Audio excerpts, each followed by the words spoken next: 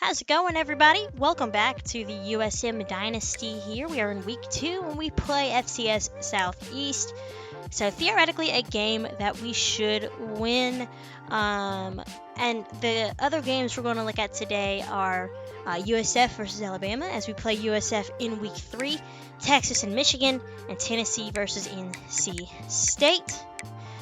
So, a couple things I'm doing here as we prepare for week 2 is I'm fixing the depth chart. We're going to not have a 57 or 55 overall freshman fullbacks playing to start the season. We'll put Reed there as the fullback number 1. And then we're going to also look at recruiting as we prepare for our home opener.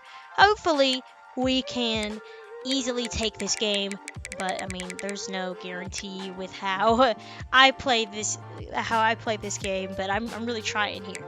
So anyways, just fixing the depth chart here, making sure Pittman is our third down running back, someone who has high catching. But in this game, we're also moving Pittman down to the third string because I want to make sure he kind of gets a break from the action to keep his wear and tear down, as it was very high in week 1.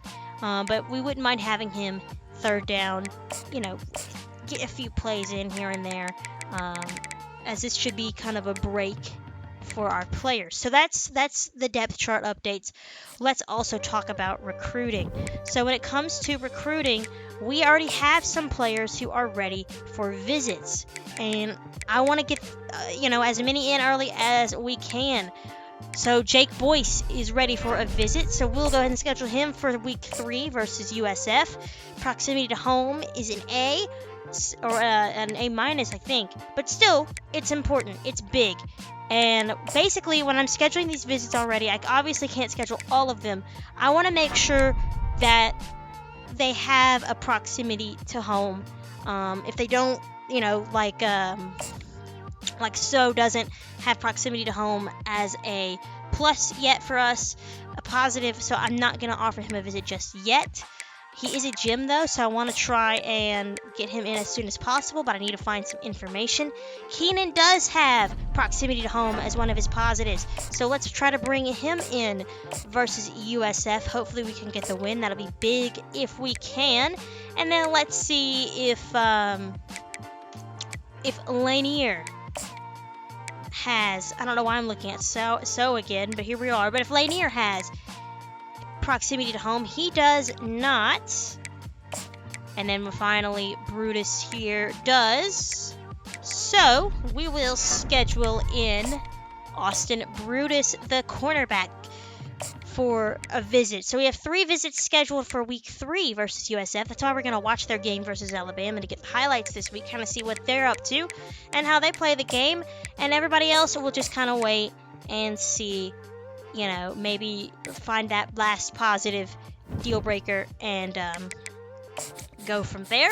Finally, before we get into the highlights, I'm going to upgrade my coaching skills. I am in the motivator tier archetype, and I want to really focus on my offensive line and defensive line, and then focus on more specific positions. But I feel like any O-line and D-line help I can get will help go a long way for me. All right. Game number 1 at home. We're in the all-gold unis. Of course we are. Go yellow, right? And like I have said, it's no guaranteed win, but this is a team we should beat. And this would go a long way in helping us to get our, one of our 4 wins that are required to keep our job security up. So, the Golden Eagles take the field. So do the Pandas, and the Pandas will get the ball to start on offense as we kick it away. We'll show the first 2 drives and then kind of get into the highlights.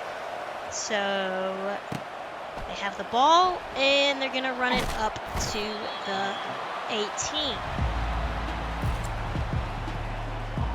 So I'll probably still rely on coach suggestions, but I also want to try and figure out, this game on my own. I will never learn if I don't actively try to. So we'll start with a 3-3-5 penny defense formation and see if it works for us here.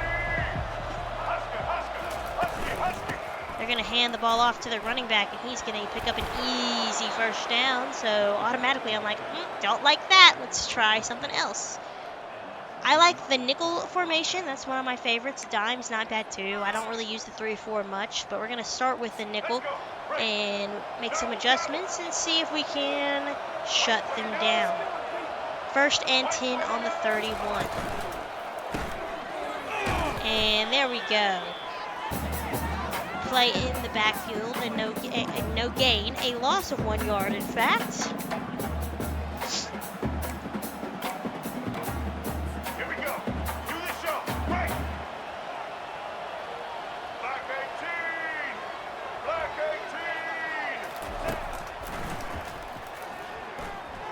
18. Number 7 looking to scramble, and he will get a gain of 7. He'll help himself out. So let's try a 3-4. We'll see what works. Again, any help, any feedback in the comments would be great. I would love it. And we rushed the quarterback enough so he has to throw it away. So on 4th and 4, they will kick it away. And we made some adjustments and kept them at bay. All right, now we have the ball, and we're going to start on the 32. Players to watch on our end is Rodriguez Clark, the fullback, and Michael Caraway Jr. We already saw on this screen here some of his statistics. 82 play recognition for Caraway. All right, here we go. Doesn't matter, we're on offense now. Let's hand the ball off, and we are going to get ourselves, not a first down, but a good first play. A gain of 7 for JQ Gray. I think that's Q. So I called a timeout because I didn't like the play call here. So let's readjust.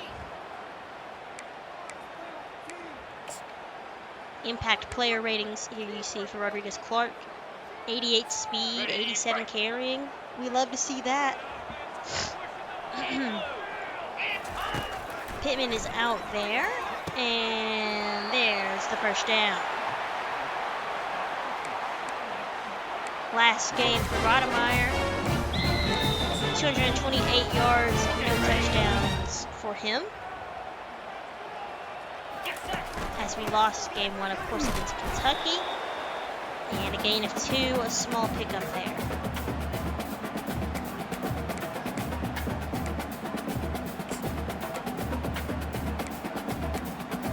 Again, trying to stay away from coach suggestions and lean more into formation or player-specific plays. We're going to see how this goes. Handing it off yet again, and that's a gain of 6, 3rd and 2.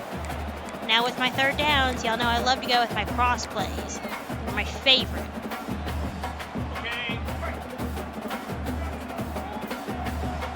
I like to get those easy throws up the middle. Play action. There we go. And that's a nice gain right there. Moving it down the field. I believe that was Kareem Heath. No, I don't think that was actually. That was Sims. He's the tight end. Anyways, point is, we're moving the ball up the field. 6 minutes to play about, or 7 minutes to play about. As we are almost halfway through the first quarter.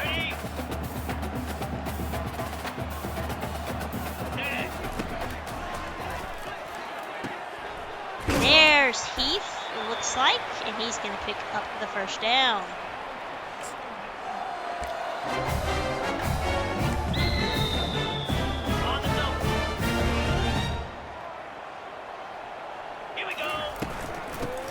We're running it again, but we ran right into that blocker's arms.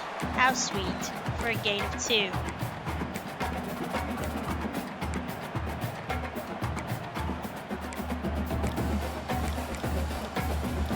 There you guys see around college football who's leading in rushing TDs. Running it up the middle and almost got the first down. 25 rushing yards of this drive so far for Southern Miss. Looking to get the touchdown. 3rd and 4. Rydermeyer throws, and it's incomplete. So we'll take the easy points. We'll go for the field goal. I don't want to risk it. You know, just take points wherever we can get them. And that field goal is good. 3-0, Southern Miss. So obviously not ideal for that first drive, but hey, you know what? Any points are points. All right, a minute to go, just about, and he's gonna get sacked. The right end.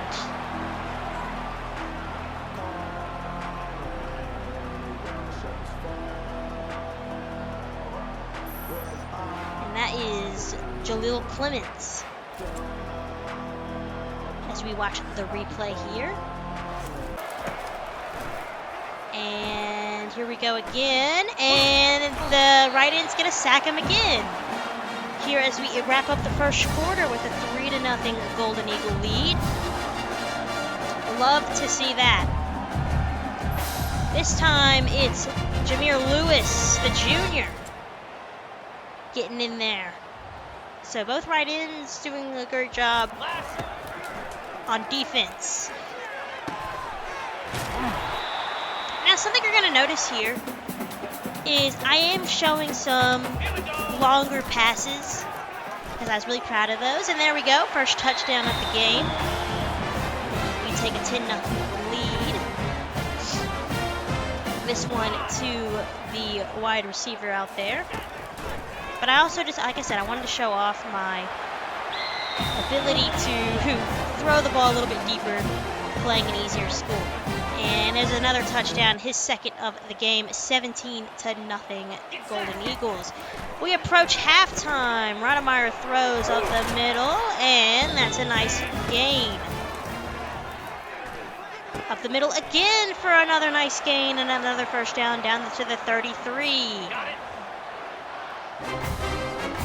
Getting a little comfortable making these medium throws, pushing down the end zone, but that sack will end the first half. So it's all Southern Miss so far, as to be expected, 17-0, 145 pass yards, 66 rush yards, 6 yards per play for 14 first downs, no penalties for us, and 2 touchdowns and a field goal. And some solid defense from our right ends have helped keep this game at 17-0.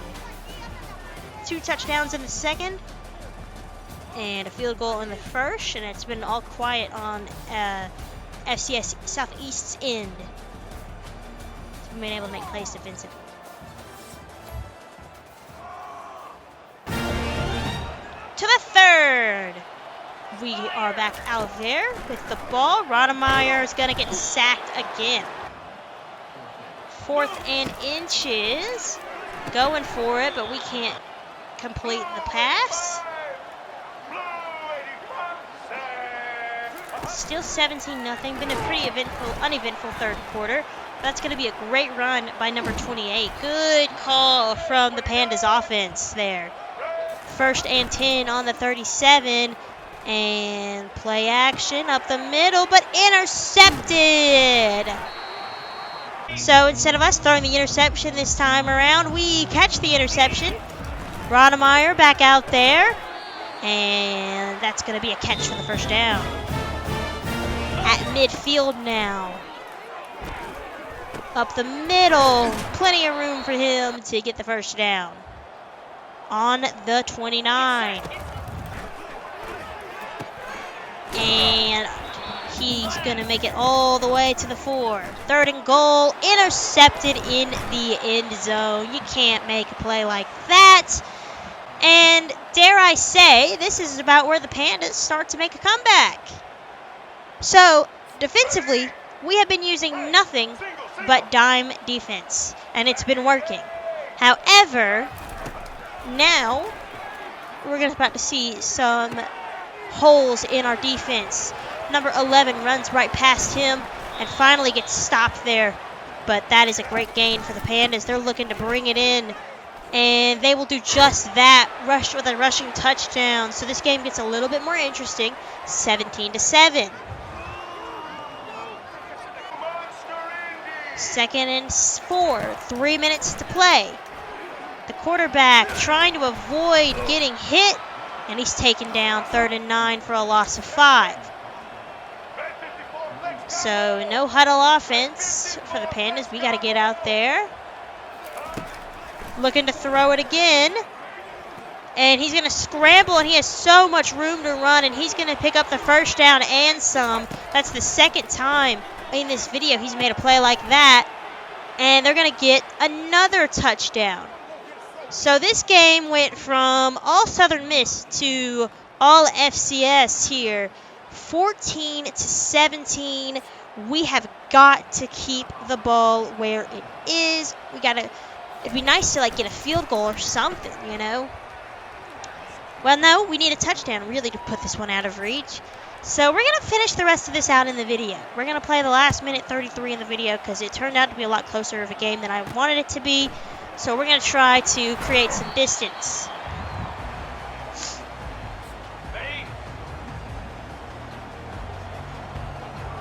All right. My strategy for the end of this game is to just run the clock down as much as I can, so I can help when the Pandas take timeouts. But we still have all our timeouts, but our runs aren't working. So we're doing everything we can to hold on to this lead. Actually, I think we only have 2 timeouts. So the point is, we have time to play with. And I was trying to make the throw to the running back, but I got, taken down in the backfield there. So we'll punt it away.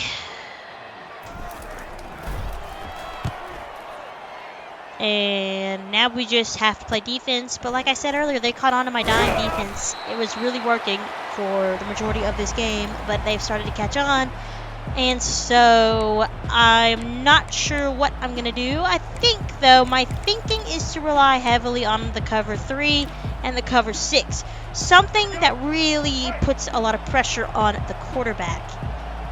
And I determine that by when those little red lines all attack the defensive line, or the offensive line. And there we go. That helps. An interception, our second of the game.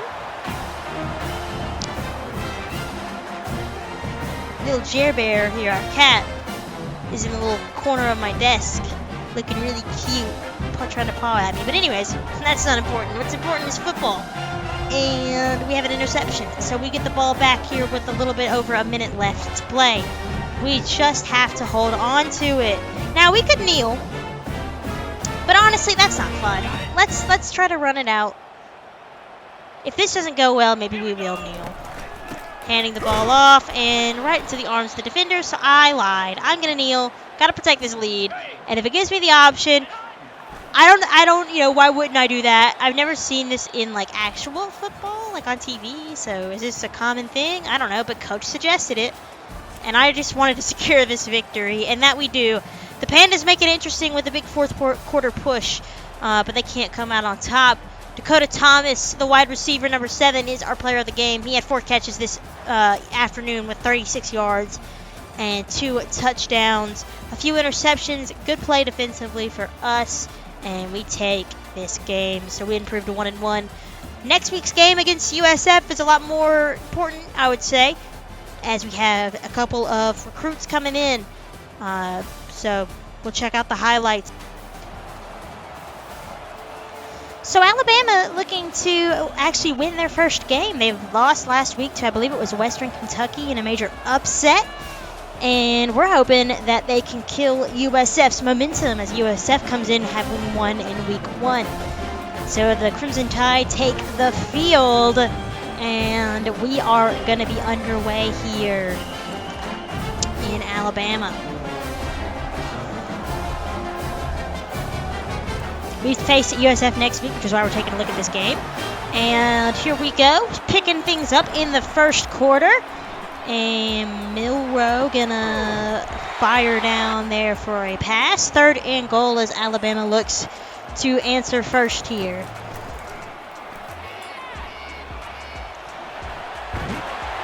And he will just take it to the end zone himself.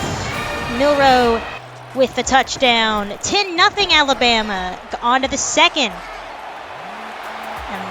He's got plenty of room going all the way down to the 48. But nothing will come of it there for Alabama. And I just thought that was a great play. USF here in the second looking to get on the board. 2nd and goal. And Israel Carter will take it into the end zone for a touchdown. So this game gets a little bit closer. 10-7. Wrapping up the first half. Milroe looking to throw. He's going to throw it down the left side. Wide receiver breaks past one defender and cruises into the end zone. Alabama takes the lead. 20-7 now as we play the 4th quarter. USF looking to make the most out of their possible last drive. Way downfield, and he makes the catch all the way down to the 1-yard line. Just missed a touchdown by a yard to make this game a little bit more interesting, but instead they have to play it.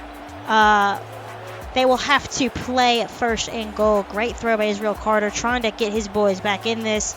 Number 7 making a great catch, but unfortunately 13 able to catch up to him and bring him down just shy of the zone. So 1-yard line. Let's see if USF can make anything of their last drive. They hand it off to the running back, and he gets stopped down at the 4. So a loss of 3. Not great. Carter is going to pass there, and they're down to the 2. So still not back where they started. It's 3rd and goal. USF trying to get within 6 here.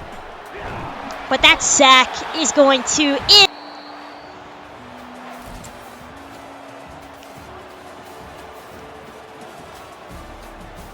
No surprises there, honestly. I mean, we didn't expect them to come in and upset Alabama. Milroe's your player of the game. He had 2 touchdowns today, helping himself out. 293 passing yards, a 90% passing completion percentage. What a game for Milroe and Alabama as they get back on the right track. USF coming to Hattiesburg as they continue their trek out west.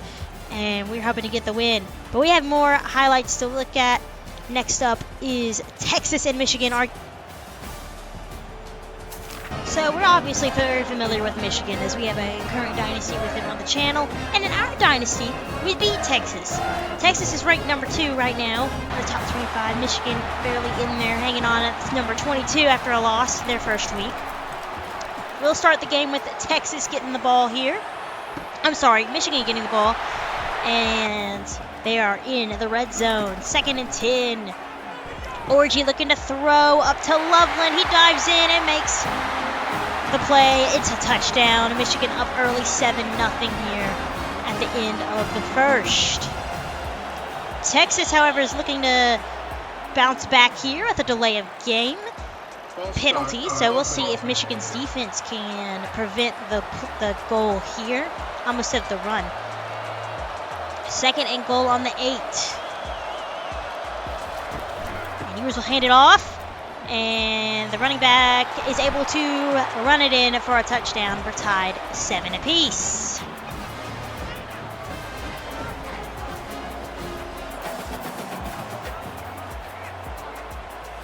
Still all knotted up here as we play the 2nd quarter.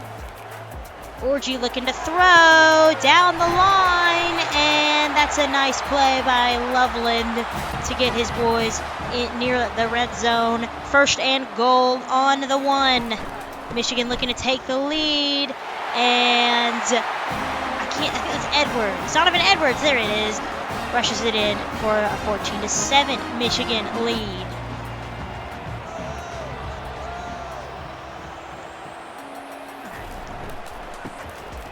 Handoff to Mullings. He's going to break through free, and he's going to have all the room in the world to run. The 20, the 10, touchdown Mullings.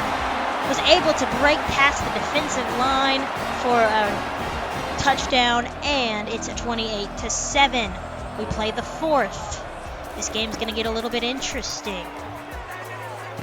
And Texas is going to have themselves a nice running touch, or a nice completion for the touchdown. And they pull within 2 scores, 14-28. 21-28. Last big drive of the game, and it's intercepted, and they're off. And he's going to run it all the way back down to the 40, the 30, the 20, the 10. No, it's going to catch him. Pick 6. And Michigan secures this win, 96-yard pick 6. And that will do it. Michigan almost lost this one to Texas as they scored 14, but that pick 6 helped secure the dub. Final game of the week here is NC State versus Tennessee.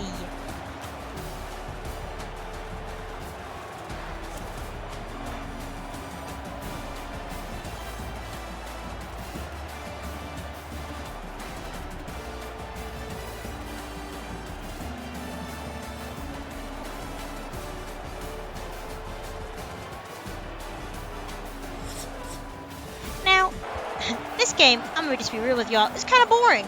It was about a lot of field goals, and I didn't put any of them in here because nobody wants to watch field goals. We want to see touchdowns, right? So Tennessee and NC State, both teams ranked. I didn't mean to pick these jerseys for Tennessee, but I don't hate them. So I like these orange jerseys. NC State in all white, Tennessee in all orange, and it should be a good matchup. Although, like I said, very, very field goal heavy. NC State 15th. Tennessee is 11th, I think. NC State's 19th. I can't read. Tennessee's going to start the game off with a touchdown. I say try to get closer to NC State, because NC State scored on 3 field goals in the first, so it's 9-7. So we're a little bit closer. However, it's 15-13 in the third, and they're going to hand it off to the running back, and he will score. So NC State, I keep wanting to just call them North Carolina, but NC State, North Carolina State, right, takes the lead, 22-13 in the third. Tennessee in the red zone, and Sampson's going to bring it in for a touchdown. So we get closer. It's been all offense today for both of these teams. 22-20. There's a throw, and it's 1st and 10 now. Here we go. The quarterback has plenty of room, and he's going to make the catch, or the throw into the end zone. Number 5 with the catch. One day I'll learn who these people are. But North Carolina will make it 35-20. Here's Tennessee's one of their last drives of the game. And that's going to be a good throw from the quarterback, whose name I will not be able to pronounce. And that's a touchdown. So, very back and forth game. Lots of field goals, lots of touchdowns. But unfortunately, that is not enough. Tennessee's going to fall to NC State 35-27. So I hope you guys liked what you saw. Next time we take on USF, we have a few recruits visiting. And I'll catch you guys next time. Make sure to like, comment, and subscribe. Hope you're enjoying these. Take care, and have a great rest of y'all's day.